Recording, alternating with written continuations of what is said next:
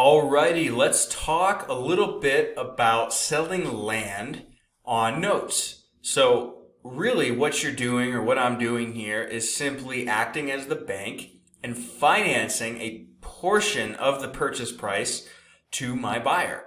So in front of us, we're looking at Snyder Drive. This is a lot I bought last month, sold a week later on a note.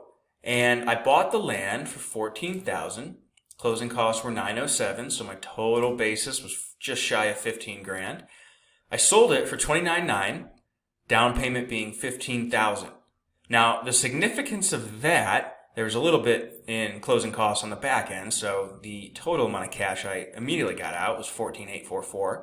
But I have almost nothing in this, and it will now produce $302.12 every month for the next 60 months, right? So $14,900 financed at 8% for 60 months, which yields $18,127.20 over the course of the next 5 years.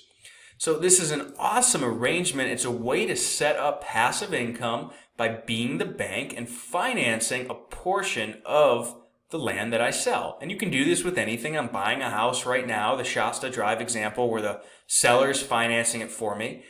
Same sort of thing, but with land, because it's so viable to buy it at 30, 40 cents on the dollar, you can sell where the down payment equals what you have into it, allowing you to quickly recycle your capital and go do it again, while at the same time having set up basically an annuity is what I would compare it to, for $302, right? So this is an awesome addition to the portfolio along with the land flips that generate cash.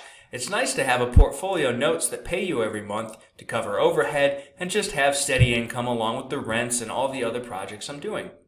So there's a couple different ways that you can structure this here in Colorado. So we're going to go through those next. The first of which being how I did this one, which was a note in deed of trust. So we'll talk about that.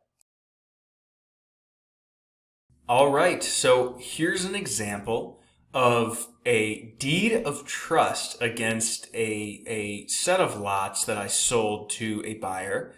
And this is one way to do it via a note and deed of trust.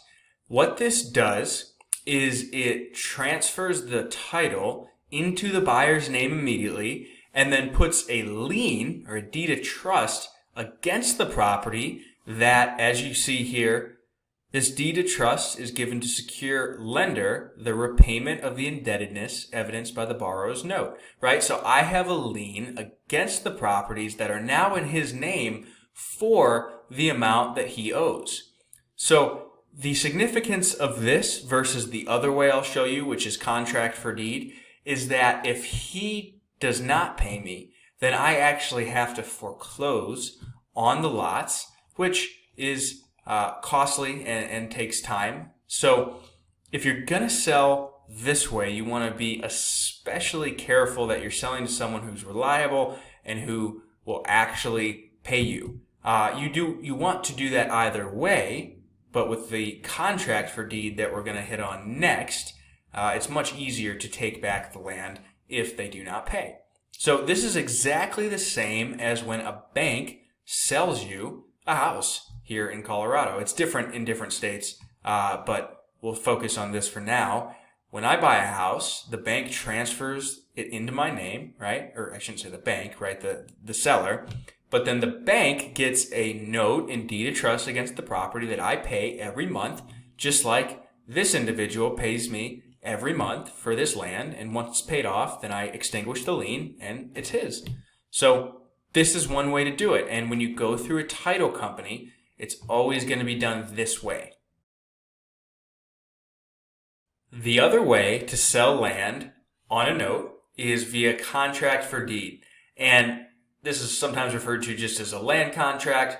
Very simply, the main difference here is that the buyer does not have the land transferred into their name until they finish paying off the complete balance, right? So it outlines the purchase price and the monthly payment very simply, and it's just a very simple contract that allows them to buy the land over monthly payments. Now, the land's still in your name, so you want to make sure that you add on the taxes or HOA, any other fees that come with owning it, and then you pay that, right? You need to be responsible and make sure those are paid. But it's very simple, and this way, if they stop paying, then you don't have to go through the foreclosure process. It's much simpler. Of course, talk to an attorney if you're going to do this yourself, but again, not near as difficult to take the land back if you have to go that route. Ideally, you still want to make sure you're lending to people who are going to be able to make the payments.